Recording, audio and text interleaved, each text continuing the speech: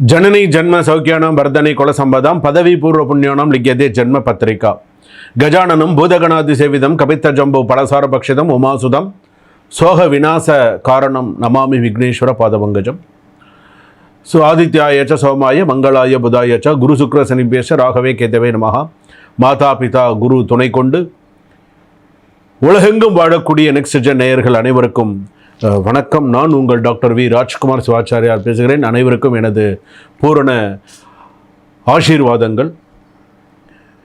இன்றைய தினம் நாம் பார்க்கக்கூடியது வார ராசி பலன் என்ற வகையிலே திங்கக்கிழமையிலேருந்து ஞாயிற்றுக்கிழமை வரைக்கும் எப்படி இருக்குது அப்படிங்கிறத நம்ம பார்க்க போகிறோம். இந்த வார ராசி பலனில் மேஷ ராசியிலேருந்து மீன ராசி வரைக்கும் என்னென்ன சொல்கிறது, அஸ்வினி நட்சத்திரத்திலிருந்து ரேவதி நட்சத்திரம் வரை பரியந்தம் எப்படி இருக்குது அப்படிங்கிறத நம்ம தெரிஞ்சுக்க போகிறோம்.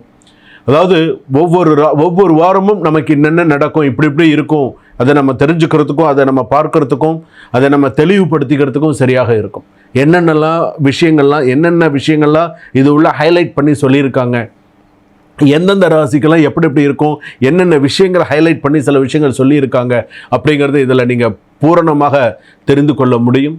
அதனால தான் இந்த வார ராசி பலனை இந்த வாரத்துக்கு இந்த ராசிக்கு இப்படி தான் நடக்கணும், அப்படி தான் நடக்கும்.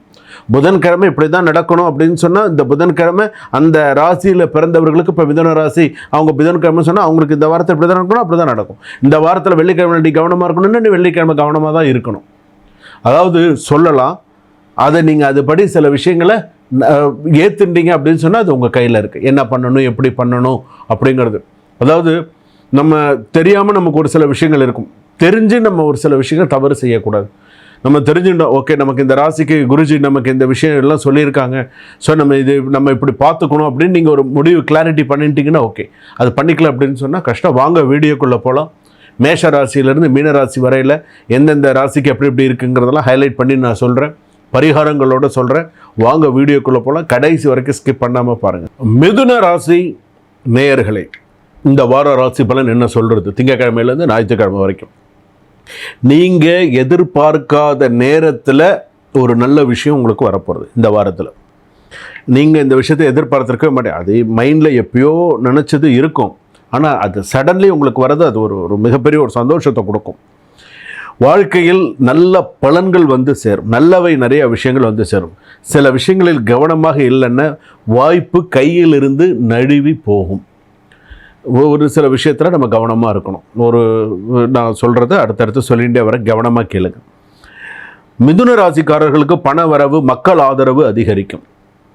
சில நாட்களில் மனம் கொஞ்சம் குழம்பினாலும் இறுதியில் நிகழ்வுகள் உங்கள் ஃபேவராக இருக்கும். உங்களுடைய கம்யூனிகேஷன் பவர் இருக்குல்ல, இந்த வாரம் பிக்கெஸ்ட் ஸ்ட்ரென்த் அப்படின்னு கூட சொல்லலாம். ஸோ அந்தளவுக்கு நல்லாயிருக்கும்.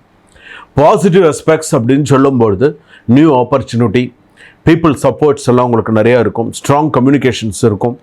மணி ஃப்ளோ நல்லாயிருக்கும். ட்ராவல் பெனிஃபிட்ஸ் எல்லாம் ரொம்பவே நல்லாயிருக்கும். ஸோ இதெல்லாம் உங்களுடைய ராசிக்கு சில நல்ல விஷயங்கள்லாம் கைகூடி வரும். ஆனால் நீங்கள் பயன்படுத்திக்கிறத பொறுத்து இருக்குது. என்ன சொல்ல போகிறோம், என்ன பண்ண போகிறோங்கிறது உங்கள் கையில் இருக்குது. ரெண்டாவது, நெகட்டிவான சில விஷயங்கள் இருக்குது. அது வந்து பார்த்திங்கன்னா ஓவர் திங்கிங், அன்னெசரிலி எக்ஸ்பென்சிவ், தேவையில்லாத செலவுகள் பண்ணுறது, சில மன வருத்தங்கள் இதெல்லாம் வந்து இருக்கும். சில மன வருத்தங்கள் சில விஷயங்கள்லாம் இருக்கும். ஸோ இதெல்லாம் கொஞ்சம் கொஞ்சமாகத்தான் சரியாக வரும். அது வரைக்கும் சரியாக வரத்துக்கான வாய்ப்புகள் ரொம்ப குறையும். என்னென்ன, ஆஃபீஸில் சீனியர்ஸ் உங்களை ரொம்ப பாராட்டுவாங்க. சில சீனியர்ஸ்லாம் வந்து பார்த்தீங்க அப்படின்னு சொன்னால் உங்கள் மேலே கொஞ்சம் பொறாமையாகவும் இருப்பார்கள். இது ஆணுக்கும் பொருந்தும் பெண்ணுக்கும் பொருந்தும். நியூ ப்ராஜெக்ட் கைக்கு வரும்போது தட்டி பறிப்பார்கள். பிஸ்னஸில் வந்து பார்த்தீங்க அப்படின்னு சொன்னால் new deals, new order, especially online sales இதெல்லாம் வந்து நிறைய பூஸ்டப் பண்ணுறதுக்கு வாய்ப்புகள் இருக்குது. கோவொர்க்கர்ஸ், உங்கள் கூட வேலை செய்பவர்கள் மிகுந்த பொறாமையுடன் இருப்பார்கள். அதுவும் வந்து பார்த்திங்கன்னா உங்கள் கூடயே இருக்கிற மாதிரி தான் இருக்கும். ஆனால் சில விஷயங்கள் நீங்கள் இக்னோர் பண்ணி போயிட்டே இருங்க.